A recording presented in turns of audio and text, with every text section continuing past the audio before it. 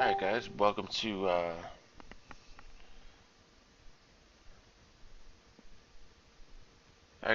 Mirrored Week 5 Sprint. Let's get going here. I'm gonna show this. This isn't quite working all the way yet, but you have to keep setting the music and sound effects for the settings, but we want them to be persistent. So we want the music to start right away, and that is something that's being worked on. It's not quite there. But let's go into the attic. I'm gonna show something right away. This has a new theme, as you can hear in the background, and also we're working on fixing the textures. A lot of them have been done. They are not in quite yet, but we want to get this looking really beautiful. Also, we're adding new elements to it to add the features and things, so that way when you go into the game, you explore, boom, you get these dolls, like for example in the case right here, you get them, they're then placed in here. Last week I showed one of them, now you have 4 of them. Rather than going, showing, pick it up, and then appear, it's just an example. They will show up here. Then you could come in 3D, in a 3D space, and look at them within 3D Lily and logos. Character, but also unlock special Easter eggs and different bonus features by coming to the hideout. And that's the kind of environment that we want the music to set and the tone to be here. That's an example of that, and we will have more items popping up as you go and collect them. Okay, so that's that one. Now we're going to go back. Main menu, the music does not stay permanent, so that's something that has to be fixed. Let's go into the new game. We have had team members create videos to show off the game in Unity, which is great. We are having programmers have tutorials, which will make sure that new members that come on will be able to actually integrate and do things that we want to continue the work that we've started on. Internal levels, we've shown this before, but we're going to be adding new environment interaction dialogues as we had before in the town, like flickering TVs, and we're going to really have the world come to life. That is one thing that we've been working on a lot, as far as just making it look and pop. The second floor is present.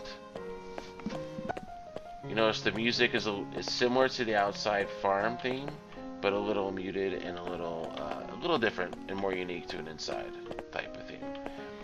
This is a new level, and one area that we want to show off right here. You can see the study. This is where the a dynamic for inside levels and possibly outside levels is evolution. So the game evolves. This level will be fixed later and will be under construction right now, but will later be constructed. And we'll have things where the player can explore. Closed doors, we'll have new rooms for them to go into as well. And this is where the player will start the game. We're working on the storyboard right now and getting the narrative put together, as it has taken a while to do. But we're planning on having that to show to lead players right into gameplay. We're also looking at taking the adoptive parents, putting them in the farmhouse, starting more of like a tutorial-based level there. The barn and the loft will have the similar music to the inside farmhouse, and that is added. This is one doll example that is one of the ones that was in the case that I showed earlier. Key items and the dolls and other items will be collectible here, but will then have a 3D representation in the attic. Another thing, let's see. So traffic stops 4 players and also NPCs as well, so that way you can avoid accidents. We want to go over here. We want to show a little bit of the questing. So the ladder item that we showed off a little bit ago is actually going to be used to go to areas that retain the quest.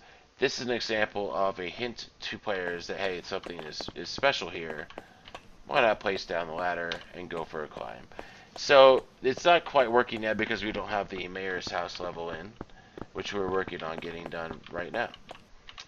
Let's go and pick it up. But that will be used to access quests, as we are really pushing on a lot more questing in the game, as that will boost gameplay and add NPCs. The NPC pathfinding, such as Teresa here, she's going to be walking across the road and traffic stops for her because she's so cool, right? She's going to move and across levels as other NPCs will also be done to have the character be able to interact with them, not just in a fixed place. And this will allow quests to be added as we continue to add that to the game. She's up to no good usually, as she looks like she has a guilty look on her face. What is she up to? We don't know yet, but you'll find that out as you play the game.